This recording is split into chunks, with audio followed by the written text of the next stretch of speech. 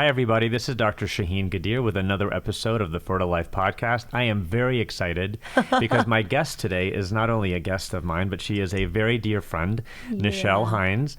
I'm sure many people who are listening know who Nichelle is, but she is an unbelievable actor. She is a fitness professional that has whipped my butt before in public. And she is just an all-around unbelievable human. Oh. And I am so excited to sit here with you today and talk. It takes one to know one, Doc. Oh, thank you so much. I love you. And thank you so much for joining me here today. I was looking forward to this, and this is way overdue. But Nichelle is lovely. She has had some career changes, and she does a lot of different things. And I want you to tell me what is going on. Wow. Well, currently, probably most of your listeners probably know me as the head instructor and one of the owners of Cycle House. If they watched the show that like 3 people watched, Hollywood Cycle. But the truth is, I came to Los Angeles to be an actor a million years ago. It's like 15 years ago now. And I fell into teaching, and luckily that's how I met you because, well, technically, we're family. It feels like we're family. We are family, and we'll explain that. And I'm always so grateful to you because I think for me, I think that egg freezing was something that didn't seem like an option or something that I hadn't really thought about, and you really pushed me to do it. And I can't tell you how happy that I am. The feeling that it gave me, the freedom that it gave me, and I think as a woman, it's so difficult. I think people don't understand how scary it can be when you feel like, oh, am I running out of time? Has this passed me by? And we'll get into, without revealing my age, please, Doc, how I did it at a time where I told you, I said, I don't even know what that means. I don't even know if I can have children. I was in my later 30s, and you gave me such a feeling of freedom and release, and you coached me every step of the way. And I can't tell you how great it is when I talk to other women who are thinking about doing this, that I get to say that I had such an incredible and positive experience with you. Well, first of all, I think, and I want to just make sure everyone hears this so clearly, it is people like you that are open about their story that have helped so many other people that are scared and terrified know that it is not that difficult. Right. And if I can do it, you are going to be fine doing it. Right. And explain to them the real truth about it that has allowed them to do it and be done. Yes. And I look up to you because that is such a challenge in my industry because there are such and I don't myths about understand it. Why that is. I'm an open person, I will say that, but I also feel like your reason for freezing your eggs is certainly your business, but having the ability to share that and to encourage other women. And I just had 2 clients that I train personally. They just did it back to back with you, and they wouldn't have done it. And I spent time with them because I trained them. And maybe about a year ago, they're like, oh, you're thinking about it. I know you did it. And I said, guys, if you have the opportunity to do it and you have a way to do it, then you should absolutely do it. And I'm excited to talk more about how much more freedom and opportunity there is in doing it as a working professional.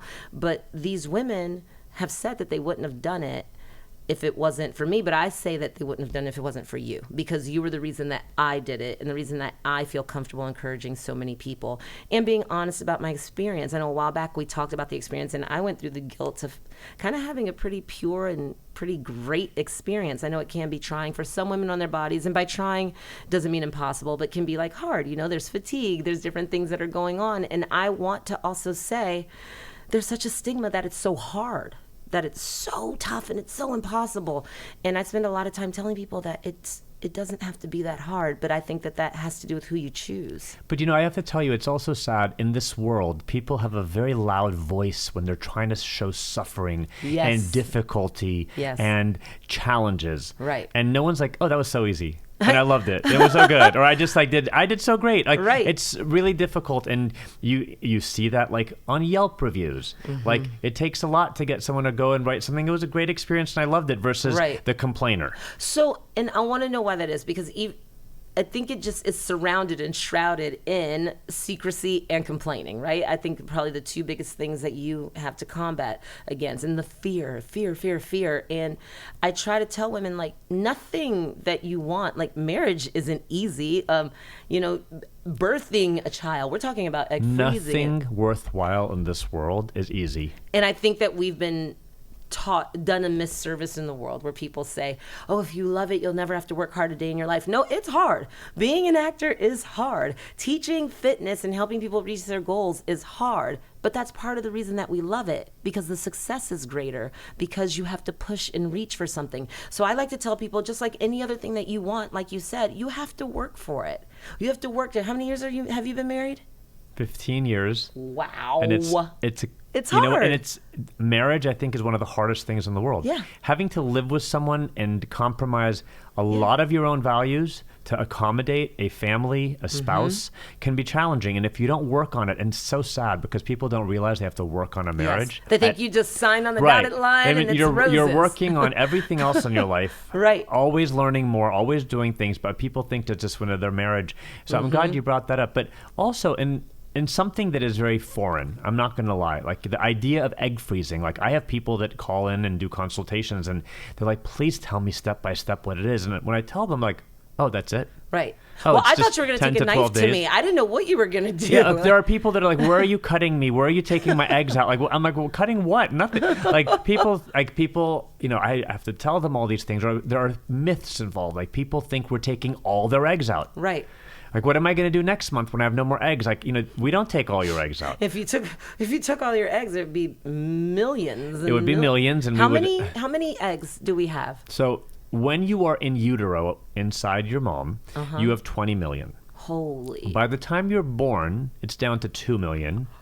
By the time your first menstrual cycle comes, you're at like 435,000. And every month when you release that one egg that you're ovulating, about 1,000 eggs die in that process. Wow. So the month that you're doing this, we are going to try to recruit some of the 1,000 that are going to die off. You're like, come with me. Come with me. Come to Dr. G. Just come home to Dr. G. We have a nice place for you in our Beverly Hills office. Free. Well, it's not free rent, but it's the cheapest rent in Beverly Hills. Cheaper than a storage. The cheapest rent. That's definitely the cheapest rent in Beverly Hills. The cheapest rent in Beverly Hills is where your eggs are going to be parked. Cheaper than your storage unit with all that stuff in there that you pay for every single month that you're never going to touch Exactly. again. And I don't believe in storage units because if it has to go to storage, it means you got to get rid of it. But that's a different story. Yeah. So this is kind of the process, and people have to get over this fear, and we really, really do our best to try to explain. I think, though, these myths that people have in their head, it's great. Even if you're not sure you want to do this, talking to me allows you to ask me a lot of questions that then can make this thing seem so much easier. That's what I tell them. Go get a consultation. Go get a consult. Say Nichelle sent you, so then they can handle the truth. And then and the truth is important. I had a patient today who came in, and I had to talk to her husband later on in the day and tell him about his sperm. And she said, my wife loved talking to you today. She said you were so to the point, so honest, and so nice. And I said, you know what? We're going to take excellent care about you, and we care about you. Yeah. I'm not going to sugarcoat anything. I'm not going to waste your time about anything. Right. And you're going to just do this and be done and move on. So I want to ask, as the other side, because these are the questions that I get too. What's the oldest woman that you were able to get viable eggs from? So I have to answer that very carefully. Okay. So the oldest woman that we got eggs that has come back and used her eggs and had a child is, I think, either 44 or 45. You took them when she was 44 or 45? Yeah. Okay. And then came back and used them and had a child. Okay. That being said, ever since then, our technologies have gotten better. Our medications keep getting better. I have right now a 48-year-old patient who was able to make like 12 eggs. That's great. And she was able to get eggs that made embryos and went to genetic testing. And then the very nice embryo unfortunately came back abnormal. So she's doing it again. Okay. And once in a blue moon, we get these patients who are like 47, 48, 49 years old, who actually, their blood test called AMH, that tells you about your reserve of eggs. is still looking great. Okay. But I always tell people, and this is what I would tell my little sister if I had one. It's better to have one egg on ice and have a chance of hope, even though it may be low, than zero by not doing this at all. Right. And I understand that financially, some people may be thinking, well, that's a lot of money and a lot of time and energy to spend to just get 1 or 2 eggs. But I've had a patient that made 2 eggs and got 2 kids out of it. Right. And that's incredible. And so you never know. This is now the downside of egg freezing. Okay. When you freeze the egg, you don't know anything about its quality until you come and use it. And until you make an embryo that we can allow to grow, and until you allow that to become genetically tested, because once we get the genetic testing results, and if it's normal, our statistics in our office are in the high 70, low 80% for implantation and live birth. Oh, wow. So, which is great. It's amazing, but you won't know until you come back to use it. So I tell patients, like, if you're going to come back here and use it at 44 and they don't suddenly work, then you don't have much of an option of making that many more eggs then. That's why it's good to have a good number of eggs. And how many is the suggested amount that you have in your bank? There is no suggestion because everyone's different. I have some people that want, like, for sure to have 4 kids. I had a patient that really told me she needed to have 4 kids. She froze eggs like 3 times until she had like 50-something eggs. Oh. And then I have patients that are like, I'm not even sure I want a kid. I just want to have this there. Whatever I get, I get. And if they work, they work. And if they don't, they don't. But I want to have something on ice just so I know that I did this and I was smart about it. And I never have to look back at the fact that I didn't do what I really needed to do. Okay. So we have people from all extremes, but there are studies that have shown you need to have anywhere between 8 to 20 eggs to get a live birth. Okay. But some of these studies were older. I don't know what kind of laboratories they were done in. Right. It's really hard to say. The quality of egg freezing has gotten so much better over time that it's different, and it's different for everyone. Okay.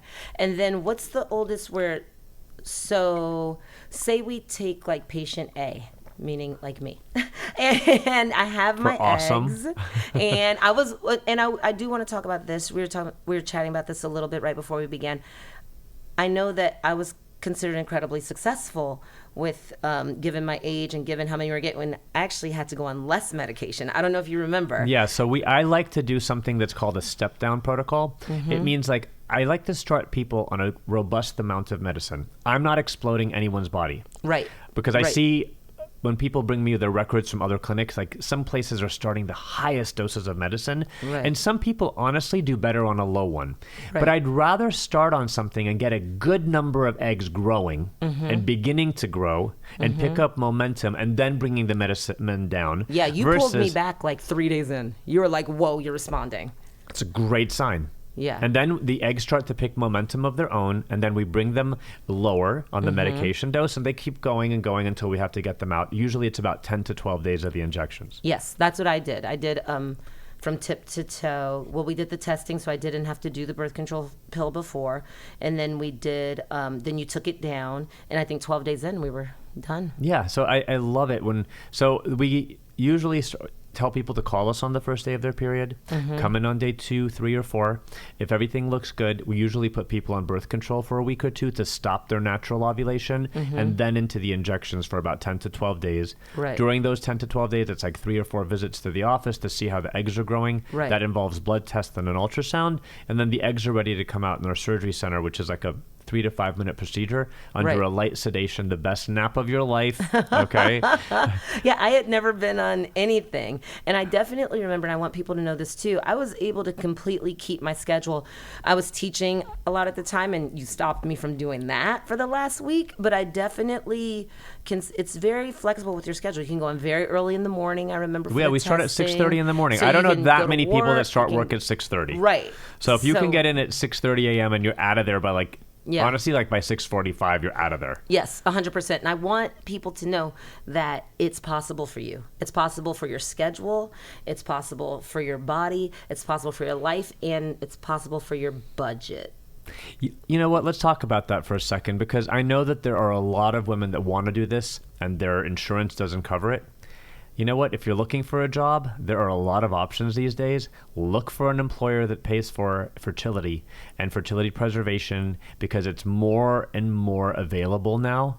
There are some places like we were talking about, like Netflix and Snapchat and Disney. They're covering like $75,000 of insurance. Which is unbelievable. More than you need. And I think I have patients, I have gay couples that are coming to me where both the guys get 75,000 coverage. What? Yeah, because both of them work there. So that's amazing. And a surrogacy journey, as we all know, is not cheap. Definitely not cheap. No. Not cheap at all. I have a friend who just had 2 children.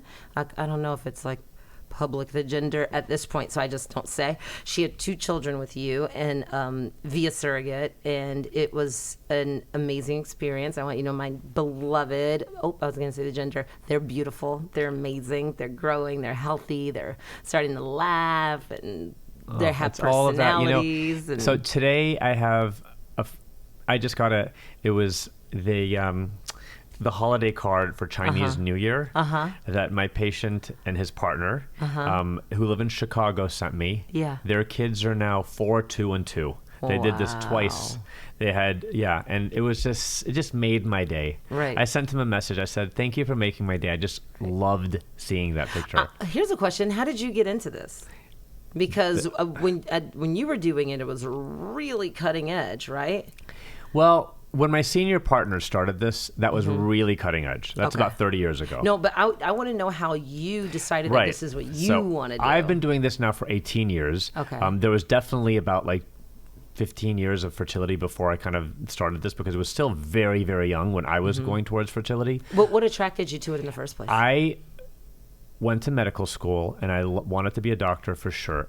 During medical school, I realized there are lots of aspects of medicine that I did not enjoy.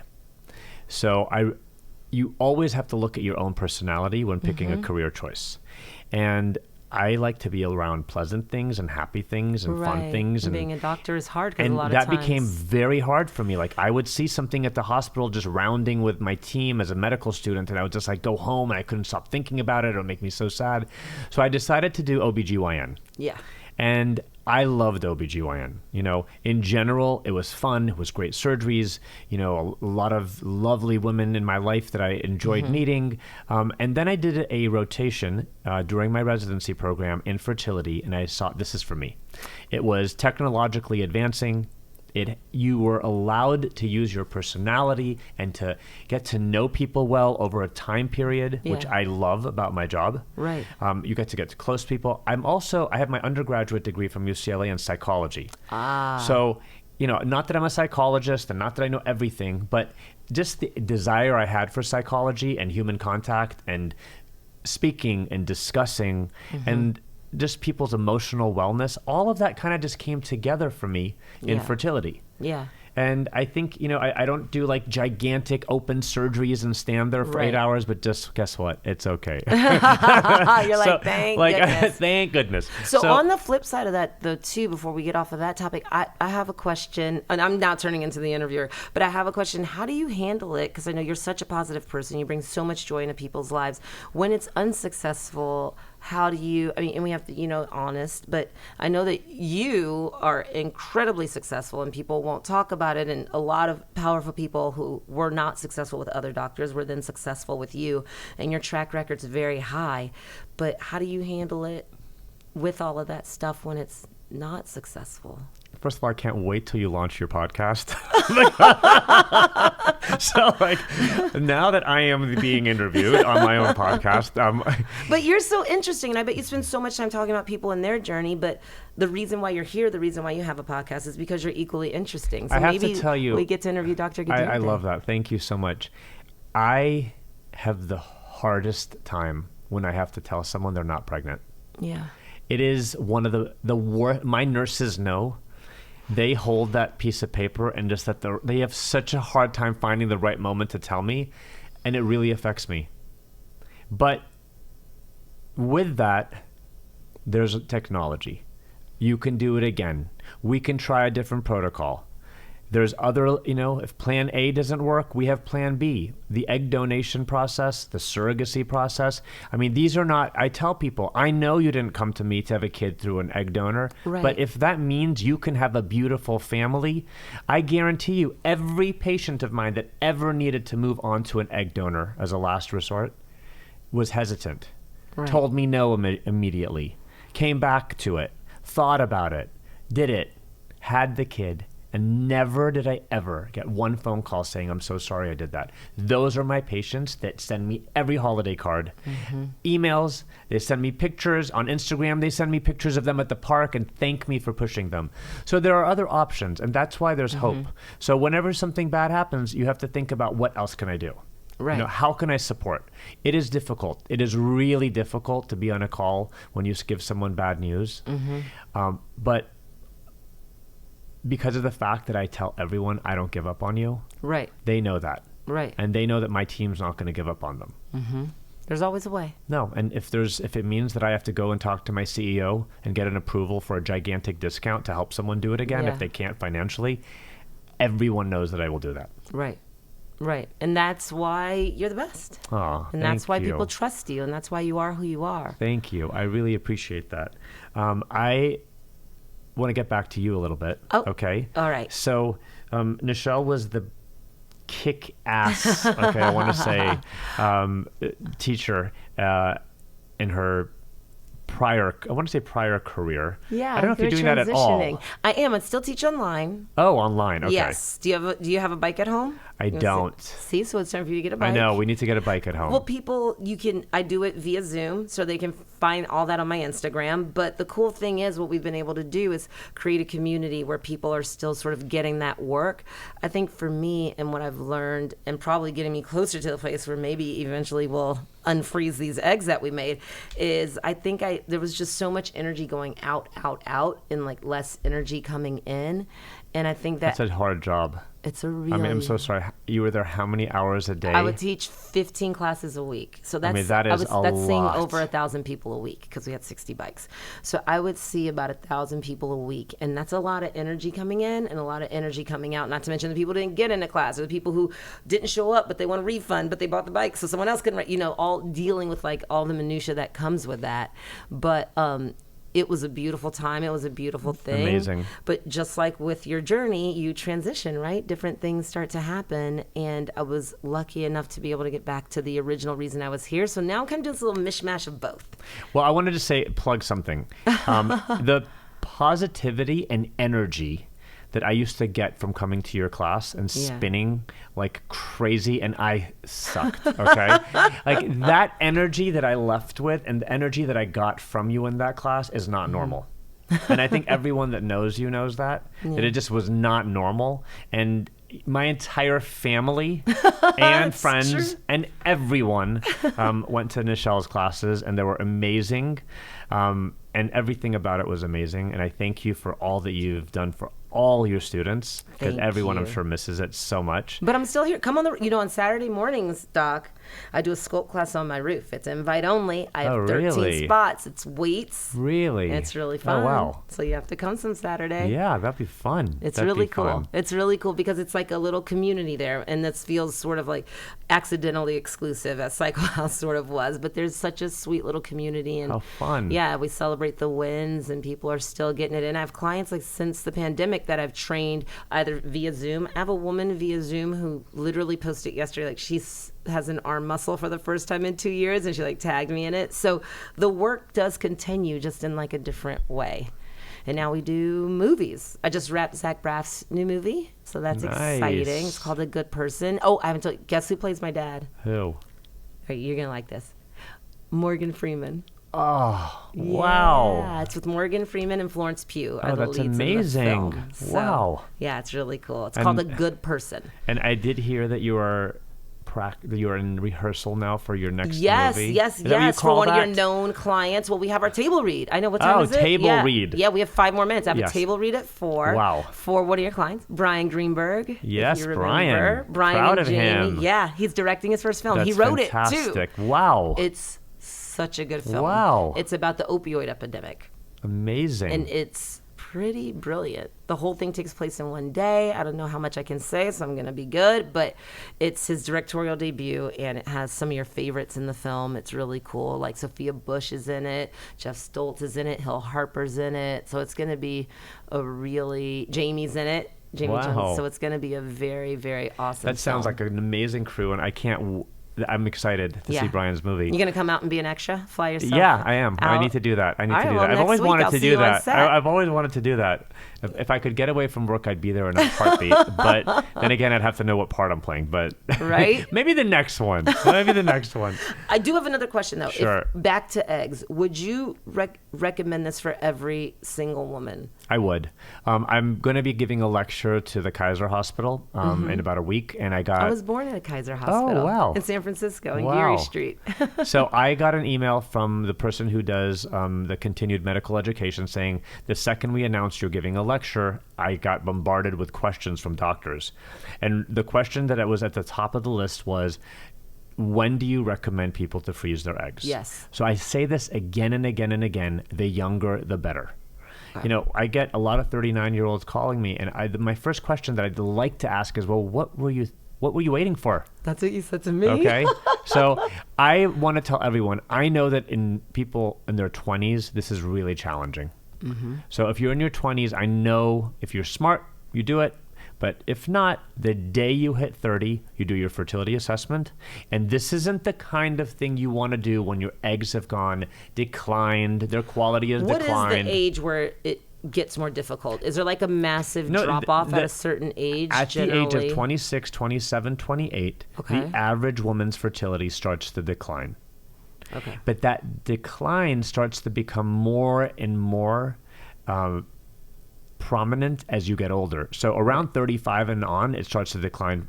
But this isn't the kind of thing you want to do when things are declining. This is the kind of thing you want to do when you're 30 and you're doing well and you're going to make a good number of eggs, because I see people's 30-year-old eggs. Many of them do well. Mm-hmm. I see my patients' 39-year-old eggs.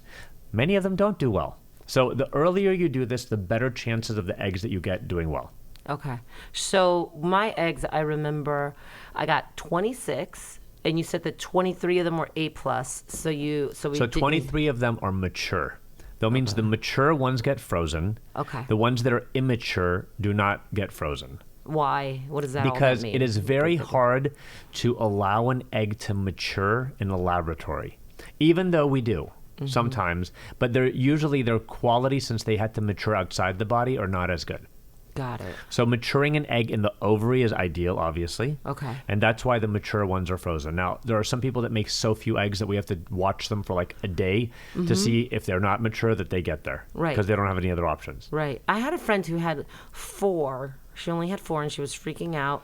And she got a baby. A That's healthy, amazing. Beautiful baby So boy. there is, You guys I are have just to say, doing- there's a lot of luck involved in this process as well. Okay. I've had people make 1 egg and got a child out of it. Wow. And I have had people make 20-something eggs and at the end of the day didn't. Wow. So that's why the more eggs, the better. The younger, the better. Okay. I thank you for the truth, because I think sometimes you think when you're 40 or 40, I know that I was lucky in my process, but when you're getting older too, I think people think that they have like so much more time than they actually do. And I think that the reason I say that you should do it is because we only have one shot, right? So right. why not set ourselves up for the insurance? And then you're making, certainly for women who obviously, we have to be honest, you make less money. There's so many other things. Your life is technically, because of your gender, can be harder in a lot of different fields because you are a woman. So if you have the opportunity to give yourself the upper hand, then take it. And I think if there's a message that I want to give to women, and why I'm so outspoken about it, and never hesitate about talking about the fact that I did it or my process or any of these things, not even with my family, or my dad came with me when I did mine. I think that giving yourself an opportunity to have the life you want, and having the option to say, okay, I have kids, so maybe I can go and do X, or I can travel for this. We make a lot of decisions, I think, as women, cognizant of the fact that we have to think about our fertility. So if you can now sort of alleviate yourself of that pressure, then you get to live the life you want. My client that just recently worked with you, Amanda Campbell, she won't mind me saying her name, she said the sense of relief that she feels. and wishing that she had done it sooner. I get that all the time, that once people are done with this, they're like, I can't believe I didn't do this sooner. Right. I can't believe I was so scared of this. I can't believe it was as easy as it was. Yeah. That's 99% of my patients say that. That's amazing, regardless of the outcome. Exactly. Yeah. Exactly. And it's like you lease a car, you have health insurance, so why shouldn't you have... Well, I always say this. You get car insurance not because you want to have a car accident. Right. You get car insurance to make sure that you're taken care of. In case you And do. you're going to get these eggs just to take care of your potential in the future, because you're not sure what exactly you're going to do. You don't need to know everything right now. This is the kind of thing you do to give yourself a huge safety. Right. A huge safety net. I want to say thank you to you, because I think that I think that you're a feminist. I think that the work you do, and everyone in your field is an act of feminism. And I thank you for being a champion of women for what you do. It's really a beautiful thing. Well, thank you so much. I could sit here and talk to you all day long. Forever. I know that Brian would kill me. Oh, yes. So It's 3:51. I'm leaving. So I wanted to thank you so much for joining me today. Thank I you for wanted having to, me. my absolute pleasure. I wanted to thank everyone who listens to the Fertile Life podcast. If you have any suggestions of things you want to hear, send me a message. If not, thank you so much for listening to this episode. And until next time, take great care of yourself. You're the best. Thank you.